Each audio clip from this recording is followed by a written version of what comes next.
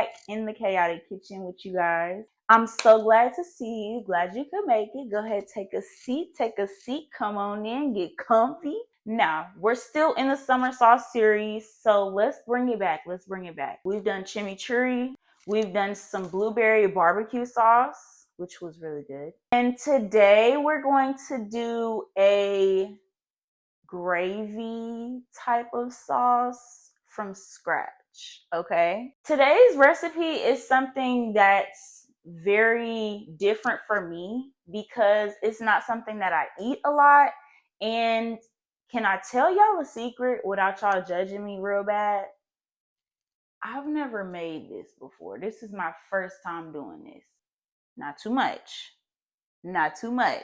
All right. So I'm proceeding lightly with this recipe and with this dish because, like I said, I've never made it before. I'm a little nervous. I'm a little skeptical. But I'm going in with knowledge of different recipes, different backgrounds, different flavors that I think I would want to incorporate. And I'm putting it all together into this one dish so that it's something that I would enjoy. And then I'm very proud of to share with y'all. Because, y'all cool. You know what I'm saying? I love y'all or whatever. Y'all my folks and them. Y'all cool. With all of that being said, today's recipe is going to be a pot roast. Yummy. I know y'all seeing this on Friday, but it's Sunday. I love a good Sunday dinner, something that's real comfy, cozy. It makes you think of home. I love a dish that makes you think of home. So I'm gonna do my best to put a whole lot of course, yummy ingredients in the recipe, but I want to make sure that there's love there, because if there's no love, it's not gonna taste right. And I've already promised some plates, so we got to make it work. We got to make some shake, okay? Before we go any further, I need y'all to do something for me. I know this is probably not y'all first time on my channel. This might not be your first time seeing me across your TL or whatever, but I need you to stop. I need you to subscribe to this channel, okay? I appreciate all of my current 25 subscribers. Woo woo. We finally made 25 subscribers, y'all. So I'm very, very grateful for all 25 of you. Share your favorite videos with your favorite people and just let them know Mickey Rose is doing a summer sauce series, okay? So they need to get on it. Also, I need y'all to go like this video, drop a like, and then also go drop a comment. I appreciate the feedback. If it's negative, keep it to yourself. Okay. But I do appreciate any feedback, anything that y'all want to say, anything that y'all want to see me do. If y'all feel like, you have a recipe you want to see me try, or, anything of the sort, send it on over. Okay. Send it on over. Don't be shy, baby. Don't be shy. Last but not least, make sure you follow me on social medias. My Instagram and my TikTok are the same. Please make sure that you like the content there as well. Like, comment, share. Same deal for YouTube. Just make sure you talk to your girl, okay? With all of the logistical things out of the way, I think it's time we get started, because I know you're here to eat. I'm getting a little hangry. I'm gonna go ahead and start whipping something up. Make sure you have your notepad, your sticky notes, your what they call them, index cards, Sharpies, pencils, pens. It doesn't matter. Whatever you need to take notes, make sure you have that out, because we're about to get started, okay? I am trying to do a better job of putting like the ingredients and stuff on the screen for y'all to see, and because I know y'all love hearing my beautiful voice, but sometimes I don't say everything that I need to say. Sometimes I leave out important details.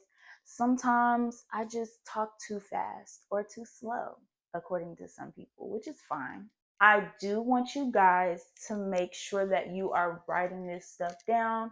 I want to make sure that if you do want the recipe, you have access to the recipe. If you do want to recreate the recipe, you can do so. I also sometimes drop little recipe cards for some of the stuff that I do. I haven't updated my page recently, but if that's something y'all would like me to continue to do, please let me know and we can get on it. And y'all, before we move on, I don't think a lot of y'all know I'm a baker too.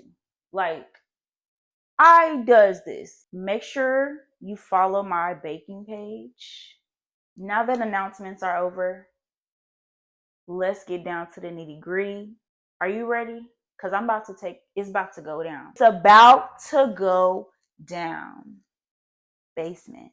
Are you ready? Are y'all ready for real? I'm ready. Are y'all ready? Because I'm ready. So let's go!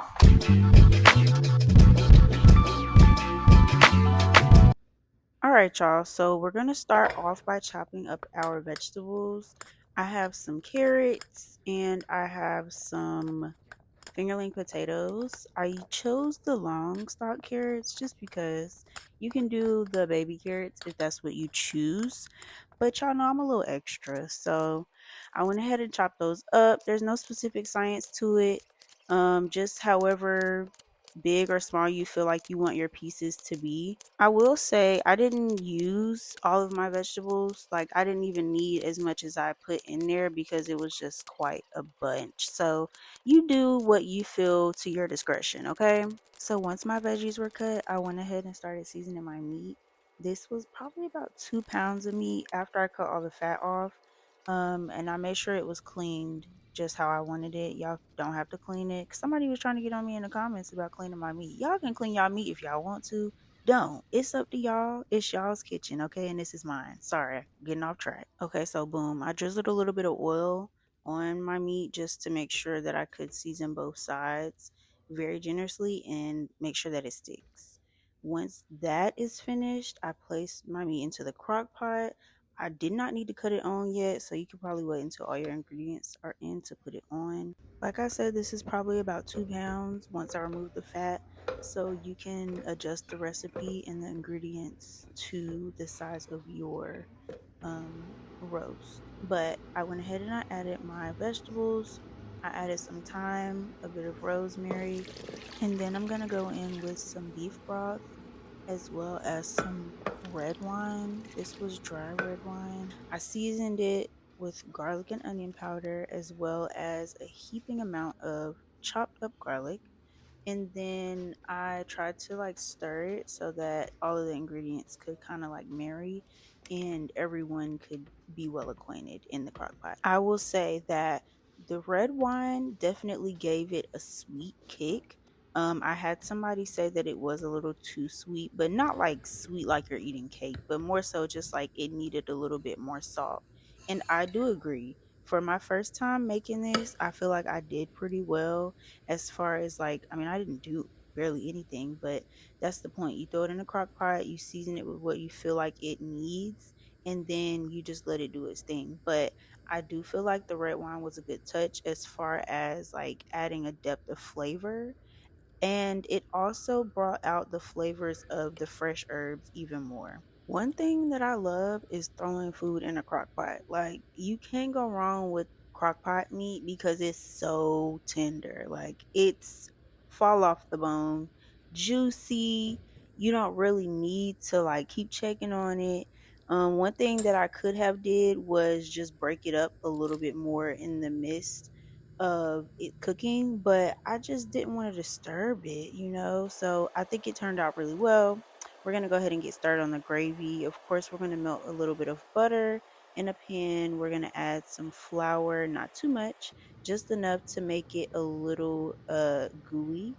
I'm gonna add some more of that beef broth and I'm gonna stir that in and let it bubble up while I add my seasonings. So of course we're gonna go in with our faves, a little bit of garlic powder, a little bit of onion powder, and then because this is going on a roast, I went ahead and added a little bit of ground thyme. And I think that was a good addition. You can also add salt and pepper if you feel inclined to do so, but I didn't because I just felt like it was enough seasonings. But do a taste test and just see how you feel. Once I had my broth bubbling for a few, I went ahead and added a cornstarch slurry, and let it just bubble up to an actual gravy. This plate is so gorgeous, y'all. I paired this pot roast with some mashed potatoes and some roasted green beans. Babe, you can't tell me nothing right now. Like, you can't tell me nothing. Not one thing about this plate. It's delicious. For this to be my first time making a pot roast, I think I did a pretty good job. I think the red wine added a really unique taste to it. Overall, I would give this dish probably a 7.5. I don't really have any issues with it, but I think I just don't eat pot roast, so I don't really love it as much as it should be loved, but it's good though. Real good, real delicious. Anywho, that's our time, guys. I hope y'all enjoyed this video. Make sure you leave a comment, like, and subscribe, and I'll see y'all next week.